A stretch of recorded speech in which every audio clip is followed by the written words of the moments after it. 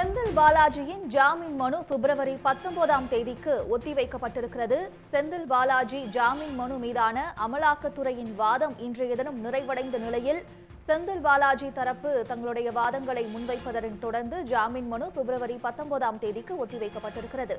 இதுகுறித்த கூடுதல் விவரங்களுடன் சிறப்பு செய்தியாளர் ரமேஷ்குமார் இணைப்பில் இருக்கிறார். ரமேஷ்குமார், தற்பொழுது செந்தில் பாலாஜியின் ஜாமீன் மனு மீது அமலாக்கத்துறை இன்றைய தினம் முன்வைத்த வாதங்கள் என்ன, விவரங்கள்? செந்தில் பாலாஜி தாக்கல் செய்த ஜாமீன் மனு இரண்டாவது முறையாக ஏற்கனவே ஜாமீன் மனு தள்ளுபடி செய்யப்பட்ட நிலையில மீண்டும் உயர்நீதிமன்றத்தில் தாக்கல் செய்யப்பட்ட அந்த ஜாமீன் மனு மீது விசாரணை என்பது நீதிபதி ஆனந்த வெங்கடேஷ் முன்பு இன்றைக்கு அமலாக்கத்துறையின் வாதத்துடன் தொடங்கியது. நேற்று செந்தில் பாலாஜி தரப்புல மூத்த வழக்கறிஞர் அரியமா சுந்தரம் ஆஜராகி வாதிட்டார். அவருடைய தன்னுடைய வாதத்துல அந்த ஆவணங்கள் எல்லாம், அதாவது செந்தில் பாலாஜியிடம் கைப்பற்றப்பட்ட ஆவணங்கள் எல்லாம் திருத்தப்பட்டுள்ளதாக அவர் தெரிவித்தார்.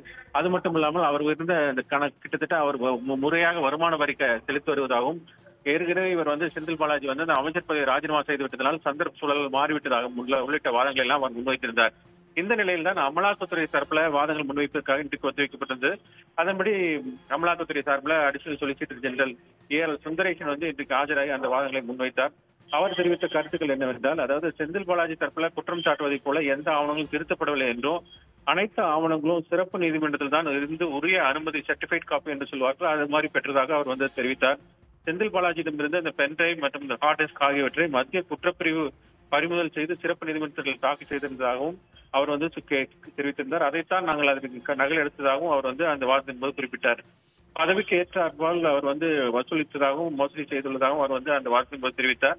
செந்தில் பாலாஜி அவர் அமைச்சர் பதவியை ராஜினாமா செய்ததை தவிர தற்போது வேறு எந்த மாற்றமும் ஏற்படவில்லை என்றும், ஜாமீன் மனு விசாரணை துவங்குவதற்கு ஒரு நாள் முன்புதான் அவர் ராஜினாமா செய்துள்ளதாகவும் அந்த வாதத்தின் போது அமலாக்கத்துறை சார்பில் அவர் அந்த வாதத்தை முன்வைத்தார். சாட்சிகள் இன்னும் விசாரிக்கப்படாத நிலையில ஜாமீன் வழங்கினால் சாட்சிகள் கலைத்து கூடும் என்றும், கிட்டத்தட்ட 30 வழக்குகள்ல குற்றம் சாட்டப்பட்டுள்ள அவர் ஜாமீனில் விடுதலையானால் எந்த குற்றத்திலும் ஈடுபட மாட்டார் என்ற நம்பத்தகுந்த காரணங்கள் எதுவும் இல்லை என்றும் அவர் குறிப்பிட்டார். தொடர்ந்து சாட்சி விசாரணை துவக்க அமலாக்கத்துறை தயாராக உள்ளதாகவும், நீதிமன்ற விசாரணைக்கு ஒத்துழைக்காத அவருக்கு ஜாமீன் வழங்கக்கூடாது என்றும் அவர் அந்த வாதத்தை முன்வைத்தார். இதற்கு செந்தில் பாலாஜி தரப்புல ஒரு பதில் வாதம் தெரிவிக்கப்பட வேண்டும் என்பதன் காரணத்தினால வழக்கு விசாரணை வருகிற திங்கட்கிழமைக்கு நீதிபதி ஒத்திவைத்திருக்கிறார். அன்று அனைத்து வாதங்களும் முடிவடைந்து தீர்ப்பு ஒத்திவைக்கப்படும் என்று எதிர்பார்க்கப்படுகிறது. விவரங்களுக்கு நன்றி ரமேஷ்குமார். உடனுக்குடன் செய்திகளை தெரிந்து கொள்ள சன் நியூஸ் பெல் ஐகானை கிளிக் பண்ணுங்க.